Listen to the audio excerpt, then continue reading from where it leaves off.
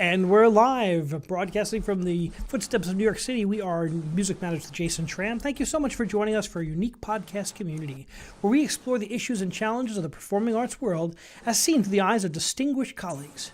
Thank you all so much for helping us reach our goal of 1,400 subscribers. We've been growing steadily, and we're very excited to bring you some of the most interesting conversations with great artists from across the world. Please like our videos and smash that bell icon for the most up-to-date information on upcoming guests and topics. Like and share our videos as it helps our community grow. You can use the chat feature to ask questions of our artists and join in the conversation. And we're so delighted that you can be here today. We have a wonderful guest.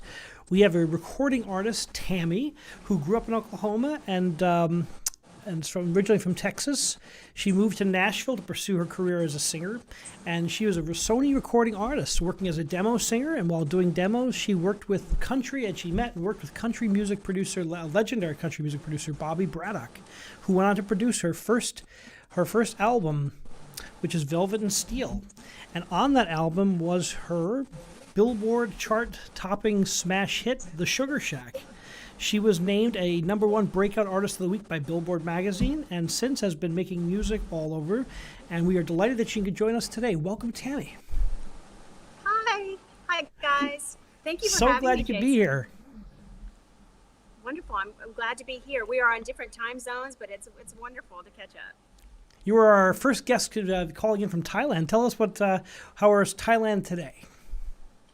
Well, it's the beginning of rainy season here in Thailand, and so that's very nice. We have some beautiful weather. We have beautiful rain showers that come through, and a lot of the country has been on lockdown.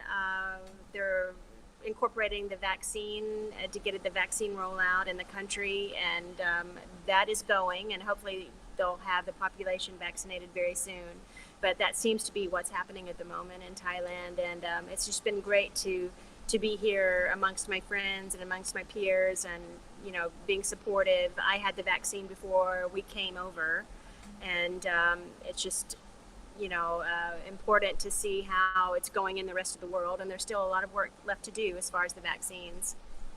Such a magical place. I've never been to Thailand, but boy, do I love Thai culture, and I would love to get there someday.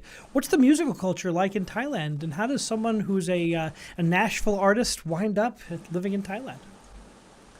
Well, I feel very fortunate to be able to have crossed country lines and borders and that sort of thing.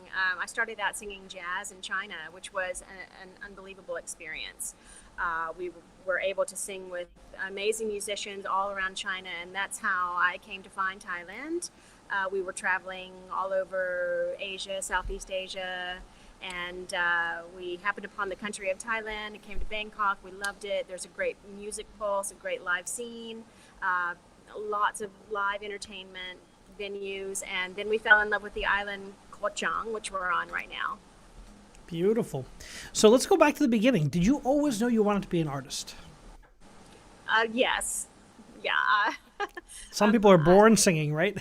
I was, and actually I was born singing, and my mother said I probably was singing before I was talking, so that's always been a mainstay in my heart. Although there was a time I grew up in Oklahoma, and I thought I was going to be a meteorologist and chase thunderstorms and tornadoes. So great place to be chasing tornadoes. Yeah. So what was your first instrument? Did you start writing to singing, or did you play the piano or guitar? What was your we had a experience? Piano growing up in our home, and so I would always pick out tunes on the piano, and we had just musical instruments laying around everywhere. My father was a big band enthusiast, and I learned all of the great records that would come out in the 30s and the 40s, and I still have those today, which I cherish. So he taught me a lot about just great music and great bands and great orchestras and great singers, very classic records, which I had the 78s in my home, and they're cherished. I keep them very carefully in a room, and yeah. Did you take lessons, or were you just naturally gravitated towards singing these pieces? Well, I grew up singing in church, and I always sang in the chorus at school every year. And I went to a parochial school for the first 6 years of my education, and I was able to sing, with the chorus all of the time. And in Sunday school, I always sang, and I was just really involved in singing in school. And everyone always, when you're a child, everyone's like, you're a great singer, you're a great singer. So I always felt like I had that, and I knew that I had that in my heart to keep me happy. And so I pursued it, and I went to Nashville in 1991. And what's it like getting to Nashville? You come to Nashville, and it's the center of this performing arts world and recording world, certainly. What was the scene like, and what was it like for a young person coming in?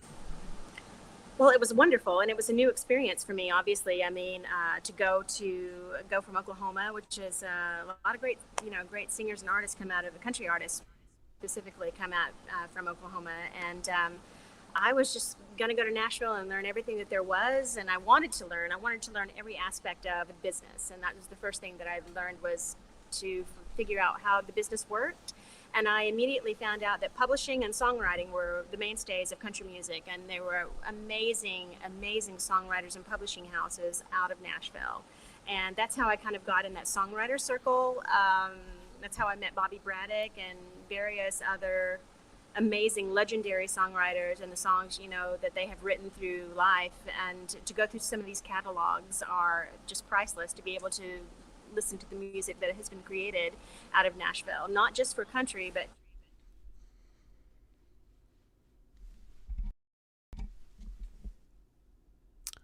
We lost Tami for a second there. She must probably, I'm sure she'll call back in.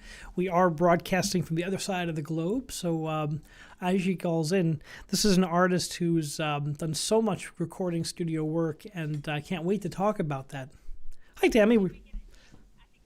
That's okay. I always say the gods of technology have to be kind when we're broadcasting from around the world. But yes, wonderful. So what did you learn from some of these legendary people like Bobby Braddock? What did that teach you as a young person and growing up in this field?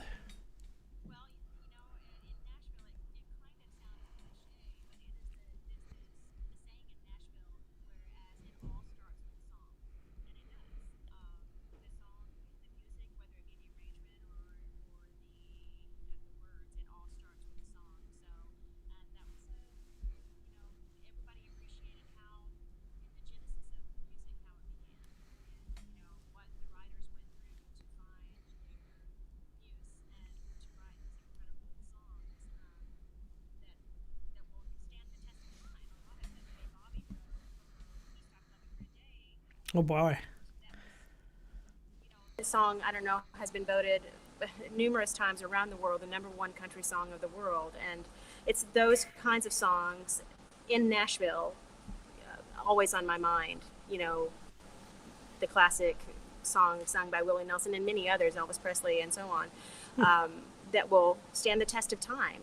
And it's an amazing discovery. And I think a lot of people, when they come to Nashville, they think, oh, I'm just going to sing some songs and go in a recording studio and blah, blah, blah. Well, Nashville is kind of, you learn really quickly that you need to learn the history and where it comes from and where the music comes from, the inspiration. And I was very, very lucky to start doing demos for songwriters in major publishing companies, Sony and EMI now, and Opryland Music, and all of that. I did many demo sessions for great songwriters, and that's how I learned. And you make those connections. How long did it take to establish yourself in Nashville? Oh, several years. It's, they always say overnight success, but any overnight success is not an overnight success, because they have typically done their homework and have been able to, learn the tricks of the trade, so to speak. But I went in when did I go? 1991, and I signed my development deal in 2006, and we started recording our album, I think, in 2007. I mean, so that's many years. Yeah, it takes a long time. It does, and it's a here process. I am. It's 2021, and I had my debut album in 2015. So let's talk about that, Velvet and Steel. And was that your first one, Velvet and Steel? is my first full-length, LP, and it was a tremendous. I'm so happy it was my first one. We had recorded, I think, 9 songs with Sony back in 2007, and we had some great cuts off that. It didn't come to play where they released it as any singles or anything, but that was a great process. And I am so thankful that this record came to be the first one out into the world, because it was a very special time. It was created here on the island of Ko Chang with my business partners and my guitar player, and where I was singing live at Udi's place, and Manfred and Lisa Reisler, and we all sat down at a table one night and said, you know what, let's go to Nashville and make an album. And for that to happen, and me calling my friend Bobby saying, would you like to produce this record? And he's like, absolutely. And it took 9 months, and then we all flew to Nashville, and it really was a truly world record, full of love and inspiration. So it was quite a deal. And Bobby just set it up so nicely. He set up all of the top musicians in Nashville, and it was extraordinary. Describe the process of putting together something of this magnitude. You've done lots of recording, and you were practicing for years. What was it like getting in the studio and putting something like a project of this magnitude together? Well, I was relieved to hear that it was going to be done at Sony Tree Studios. It is an extraordinary studio. Many hit records have come out of this recording studio, and I had been in there many times before, just recording things. And when Bobby said he's been a writer with Sony for over 50 years now, so he said, let's just use Sony Studio. It's still one of the greatest studios in Nashville. We'll use it, and it's large. We'll have everyone come in, and so it was really, really wonderful. I felt at home there, but at the same time, it was introducing it to my friends that had never seen Nashville in that light, and it was great. Describe the process of how long did it take to record, and I love how the process of how songs change from inception to actually the recording process, and how things altered. I love to discuss that on the show. What was it like, and how did some of the songs change as you were in the recording studio? Well, there's so much to say, and just the questions that you just asked right there. I mean, there is the recording process is amazing, and it takes a life of its own when it goes in there, and every recording process takes a life of its own, because you can have it all set up, but then the musicians bring another life to it, and as you said, they turn songs completely into different things, and wonderful, beautiful, new creative things. For instance, I can give you an example. The Sugar Shack, which was written by James House and Beth Hart, the great Beth Hart, and James House is a wonderful songwriter in his own right. The song was pitched to us during the song recording process, and Beth had sung the demo on it, and it sounded like a blues chain gang kind of thing, and it was just very bluesy and rhythmic and everything. And so I don't know if I was in Nashville at that point, or maybe Bobby sent me an email. He said, I'm going to make that song a disco. Ooh. So the right producer can put a spin on things, and it's really interesting. Wow. Yeah, I mean, but only Bobby could do that, because he's so brilliant. But it came so much to life after that, and I never envisioned it as that, because I was loving the demo version of it, and he's like, no, we're going to make this a full-fledged disco, because it's going to nod back to the different genres of the blues. So he hired strings, he hired all the orchestral parts. We had a jazz band that came in, jazz musicians that came in and played, but also blues musicians that came in, and the top A team in Nashville, and it was just so extraordinary, and all horns, everything. Yeah, it's quite a really great chart, and boy, the success of that chart. When you record a song like that's got such life after you release it, did you have an inkling that was going to hit that big?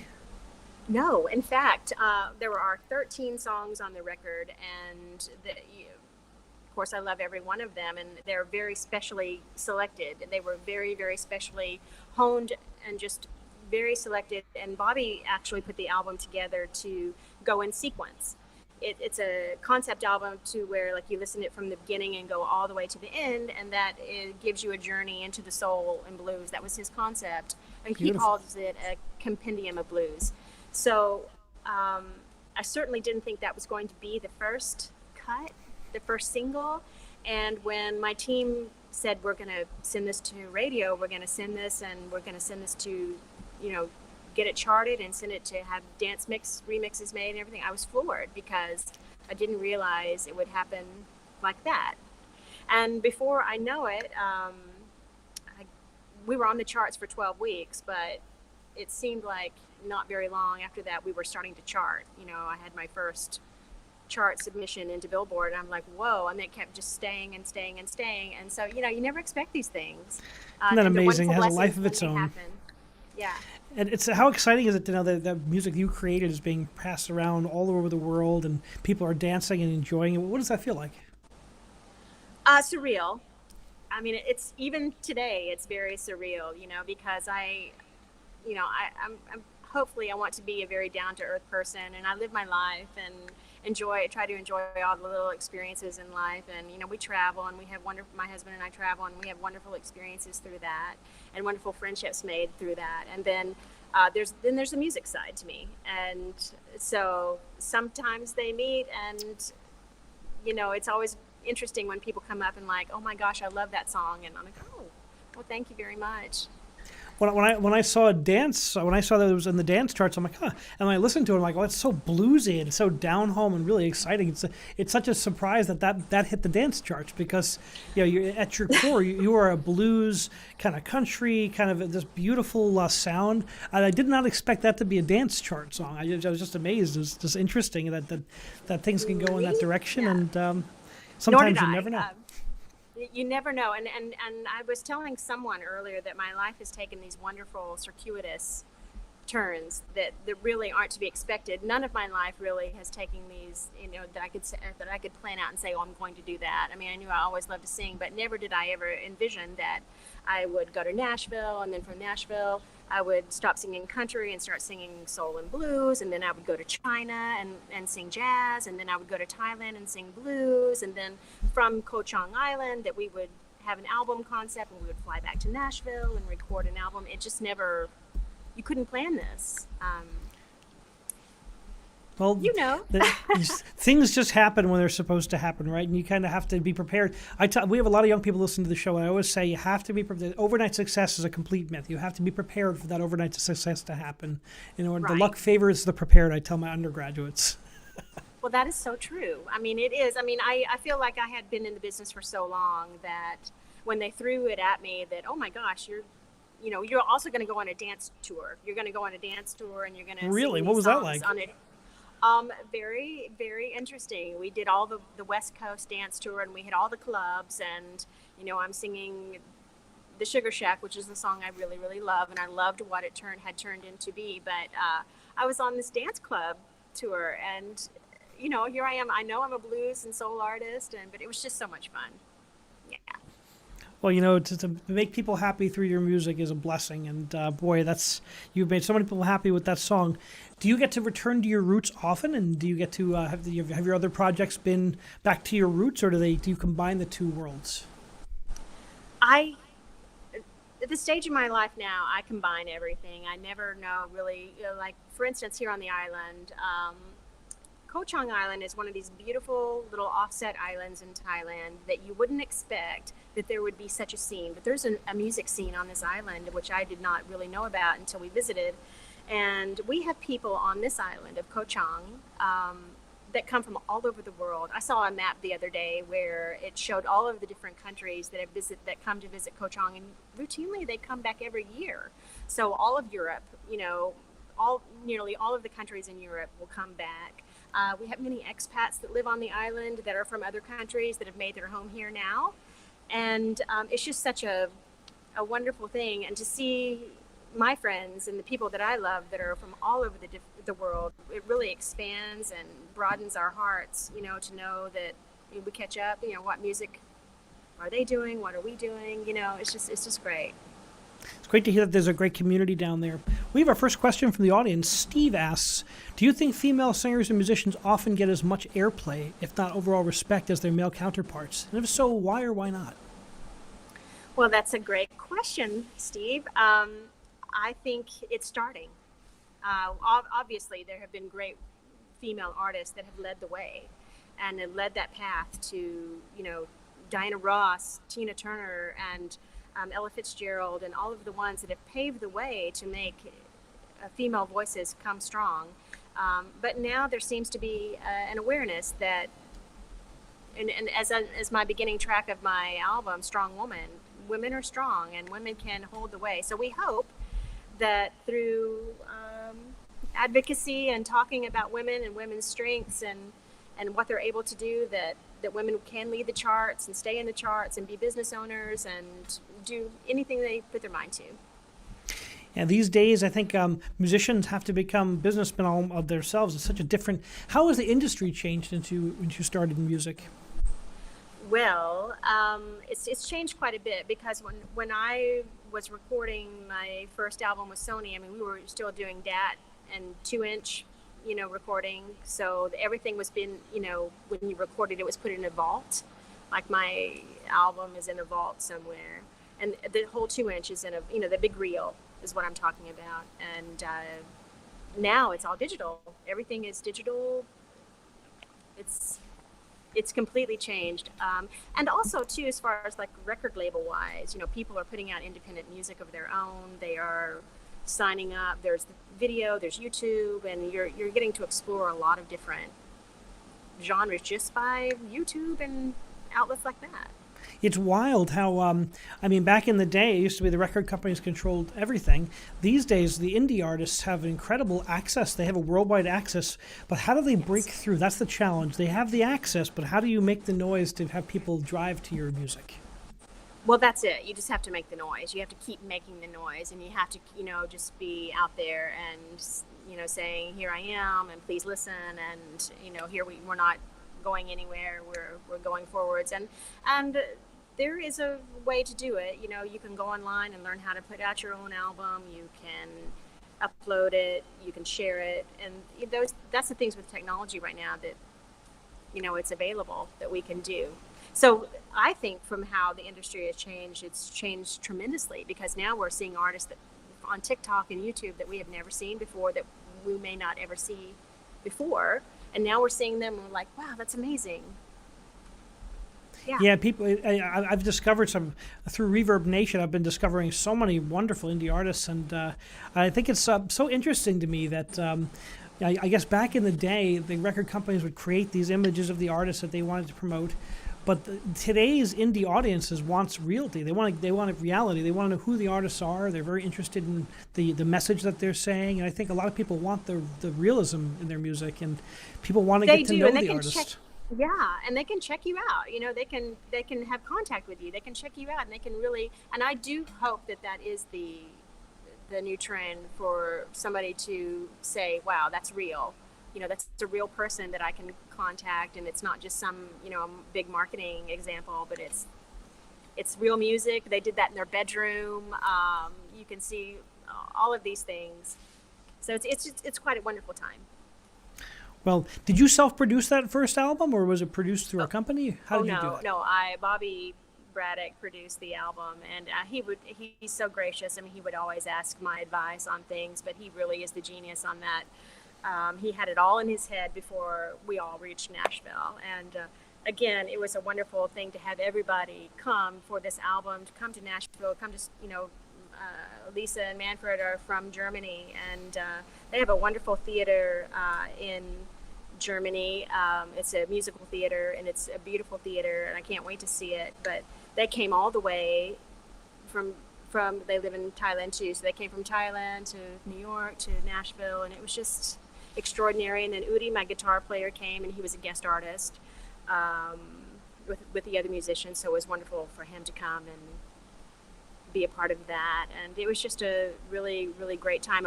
You know, you can't recreate these kinds of things, so it's very special.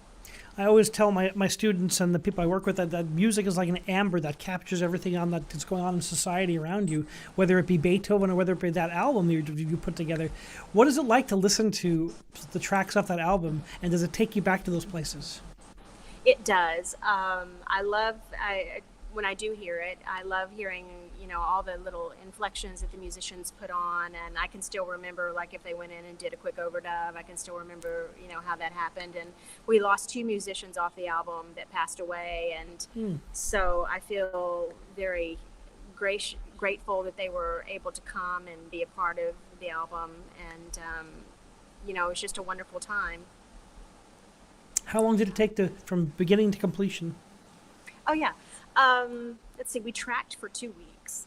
So we had a solid, 2-week tracking session where we would go in every day. And then after 2 weeks, then I went in and did a week of vocals. I don't think it took even a week to do that because we already had a lot of scratch vocals, the beginning vocals that you put on. We already had a lot of that already in the can. So we just went in and just kind of nuanced everything, and I think we finished ahead of time. And then the mixing process, I have a wonderful engineer in Nashville named Jim Deneen. He and Bobby worked like this together, and after that they just pretty much put the album together and then mixed everything. And yeah, so I would say maybe 2 months, which is longer than most people take, but they were taking every minute hair to make sure everything was placed absolutely properly and everything. Bobby sequenced the album, so he put it in specific order. Yeah. Such a huge process, right? It takes so many brains together to make that magic happen. Yeah, and sometimes I feel like, I don't know if anyone can even hear all the appreciation that I'm hoping it transcends that way, because there was so much work that went into specifically to this album that I know, and so much tender care that was taken on every little inflection, every little instrument, every little sound. So I'm hoping that people can hear that. And I hear great feedback from it, like it's really a quality album. So that makes me feel wonderful when I hear that. So since then, how did that experience deepen your recording craft, and how did that feed into your next project? Well, Bobby kept saying, this is a classic album. This album is classic, and it will stand the test of time, which I didn't really quite understand when he was saying it, but now I understand that it, you can still play it today, and it still sounds as pertinent as it did. We started touring, and we were doing a lot of shows. Right before the pandemic, we were doing shows in New York, and we were just out, targeting it. We did the West Coast show, and we sold, I think, the album reached 65 countries. So wow. When that came back, and we heard that we were reaching just everywhere around the world, and when you get the reports back, you're kind of in shock, and you feel so grateful. But after that, so we were just deciding what to do. I was traveling. I was back and forth to Thailand a lot. And then we were scheduled to do South by Southwest, which is such that's like such a iconic festival. What was it like getting asked to perform in the South by Southwest Festival?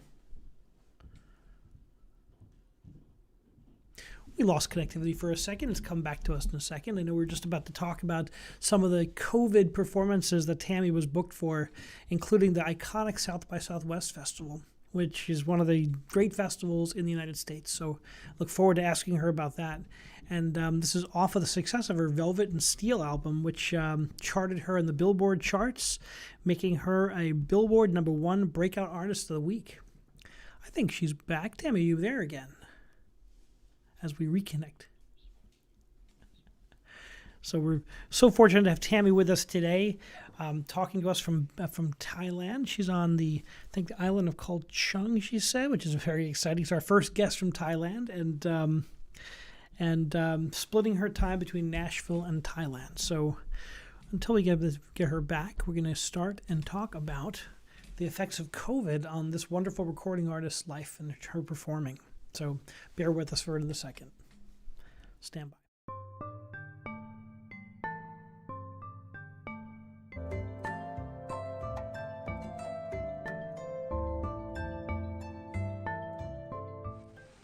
And we're back. The gods of the internet have blessed us with connectivity, and we're glad to be back with the recording artist and singer Tami, who is, we're just about to get into the COVID era, and she was invited to perform at the iconic South by Southwest Festival. What was it like getting that incredible invitation? It was great. We were so excited to think about like what we were going to perform, and you know, they let you know kind of throughout the process of where you're going to be, so we couldn't wait to hear like what rooms we were going to be in. I mean, I think there's like 200 different rooms at South by Southwest that you can Amazing. go, and so we were really excited. And early on in the process, I was debating to whether bring my band from Thailand to South by Southwest, because I thought that'd be cool too, because they're amazing musicians. And we were negotiating flights and trying to figure out everything, how to get everybody there. You know, it's quite a deal. And then we started hearing that things were starting to get serious with the virus, and we, you know, decided that maybe we needed to go home to Nashville to check it out. Maybe first, as far as like check out the scenario of what was going on in the United States. We knew it was getting bad in Asia, and I didn't know whether Thailand was going to lock down first or America was going to lock down first. And so we got back February 27, like I said, and then we locked down March 1st. And then we got the news about South by Southwest not much longer than that, like maybe March 10th. And we were supposed to play March 19th. So, yeah, it was.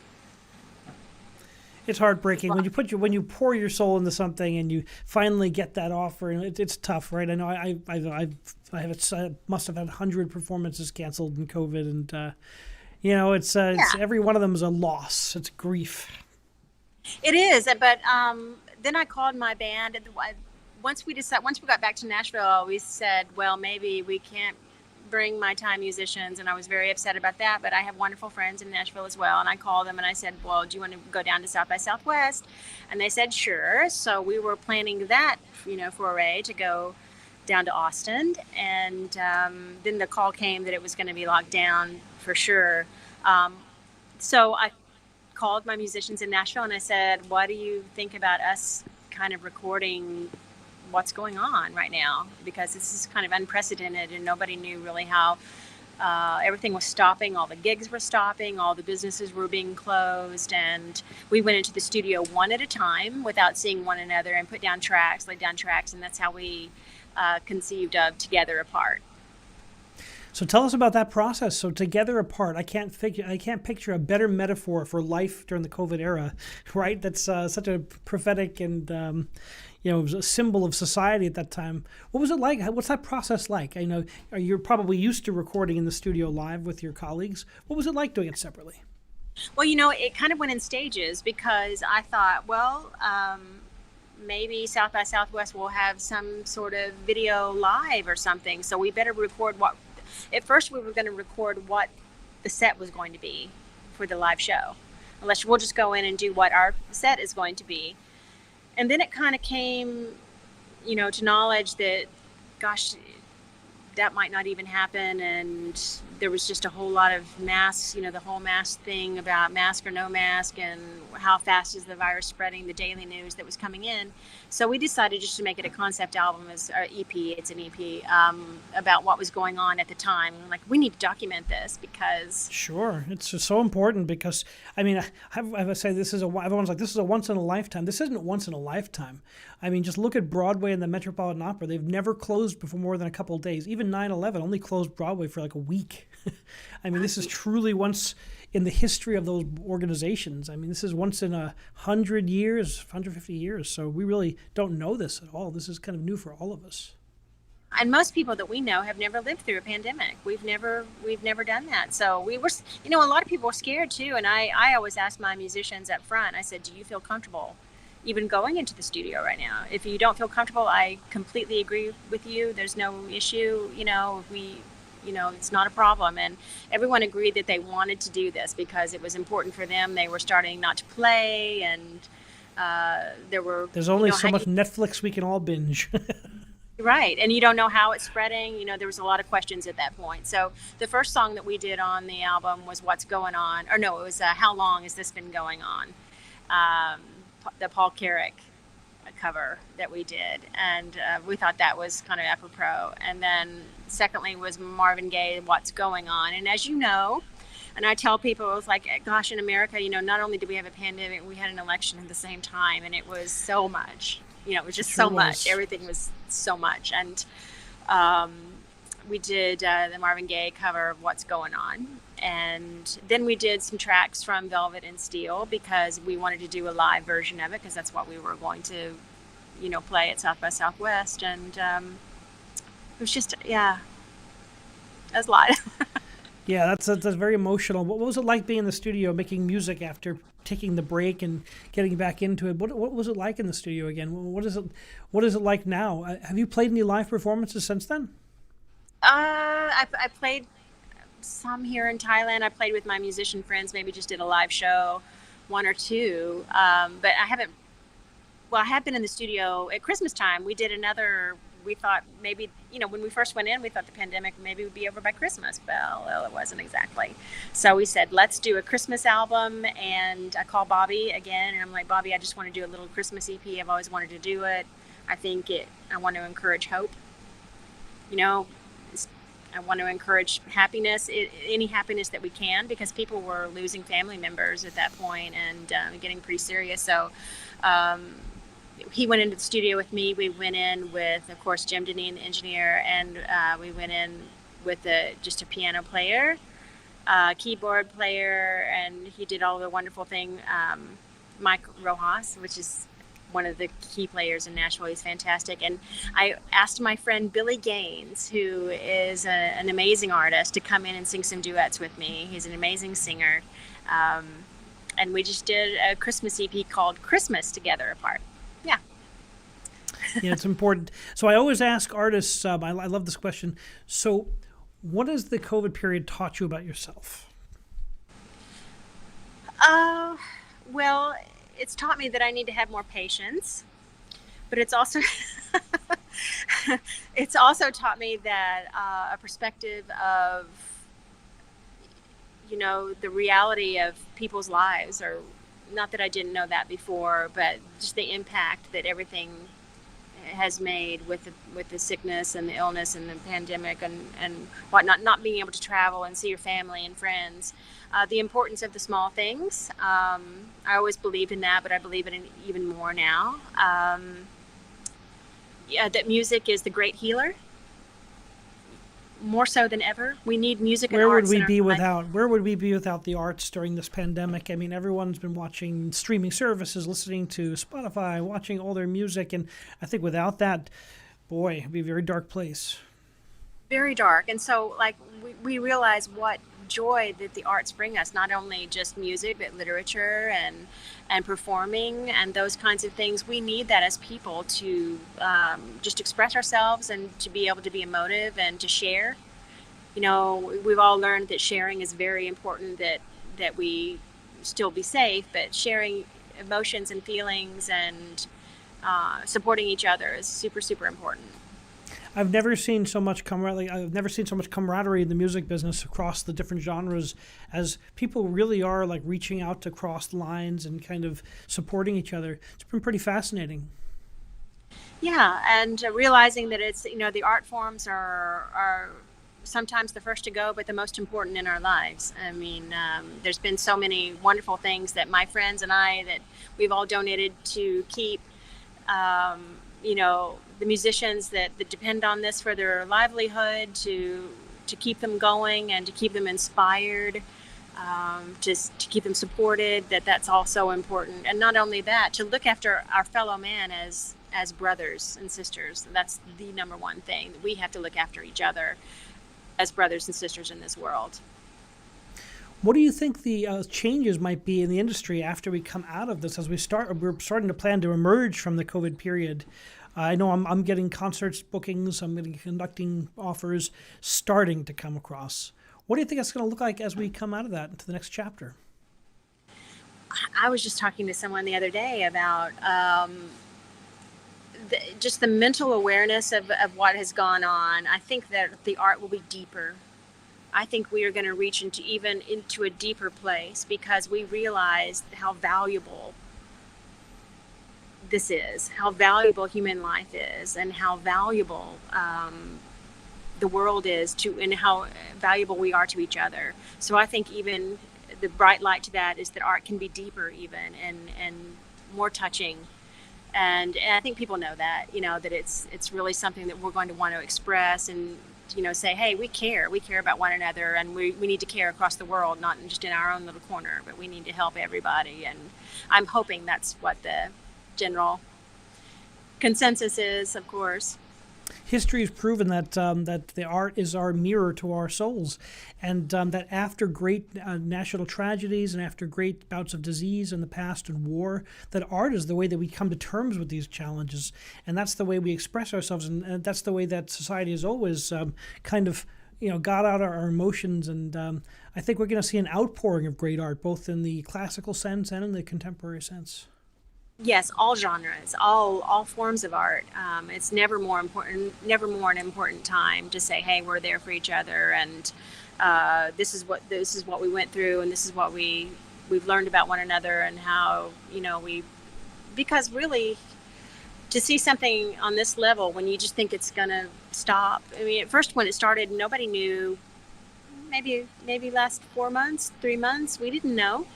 The news was coming and going. We didn't know. And now to understand the concept and the breadth of everything and how many people have lost their lives and just all of it, it's an awareness that we're going to be resilient, but at the same time also very caring, and understanding that life and music and art and just each other are important.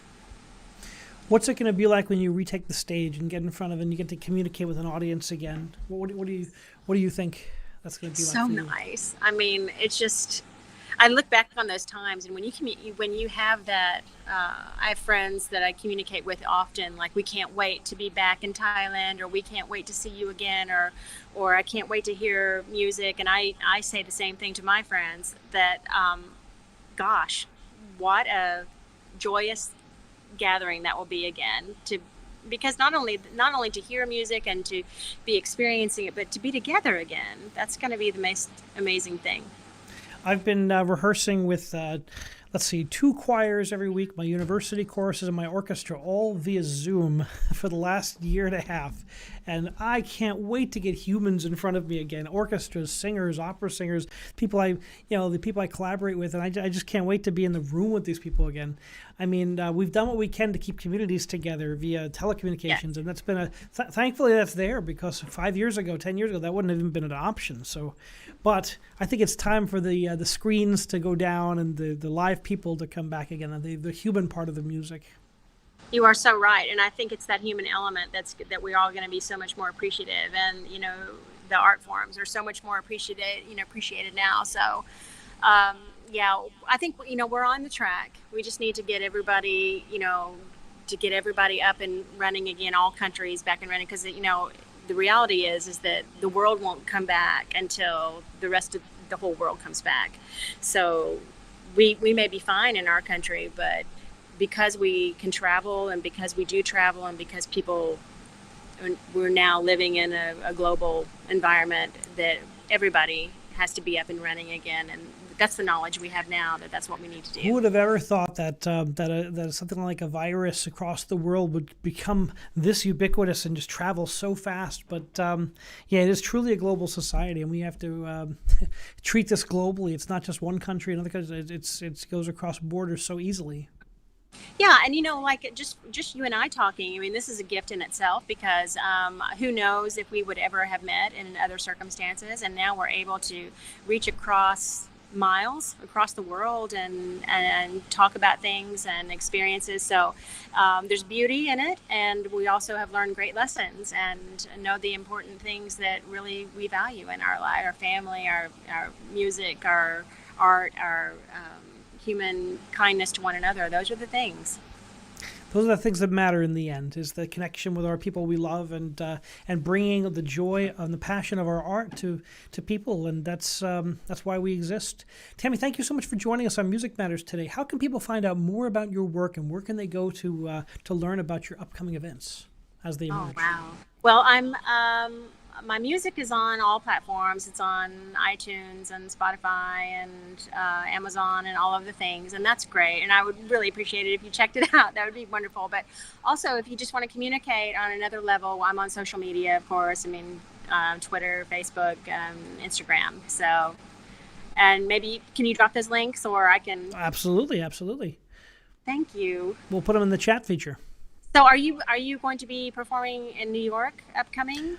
In New York, New York's slow these days, the actual city proper. But I do have concerts booked in New Jersey and Long Island, orchestra concerts and some operas. It's starting to emerge again. I'm the music director at Ocean Grove, which is a 6,500 seat theater and church that I'm the music director of in the summers. It's a summer venue on the beach, and they're doing a full season. So we will see. It's going to be interesting. We're going to be singing with masks on, but it's going to be live. So that's a start. That is great. Well, I hope everybody checks you out because you've been a wonderful host. Thank you so much for having me. Well, I appreciate your time and continued success and making beautiful music, and I can't wait to see you on the stage. Thank you, Jason. Take care. Bye. Thank you for joining us on Music Matters with Jason Tramm. Please remember to subscribe to us on YouTube and smash that bell icon for the most up-to-date information on upcoming guests and topics. We have a wonderful guest this coming Sunday at 2 o'clock Eastern Standard Time. That's this Sunday at 2 o'clock Eastern Standard Time. We have the acclaimed European punk. This is a Irish folk/punk band who is headlining all over Europe, over 700 live performances, and they've won 2 Hungarian Grammy Awards. This is Firkin. So check them out. They look like a lot of fun. They have a new lead singer who'll be on the show. So thank you so much, and remember, keep music alive.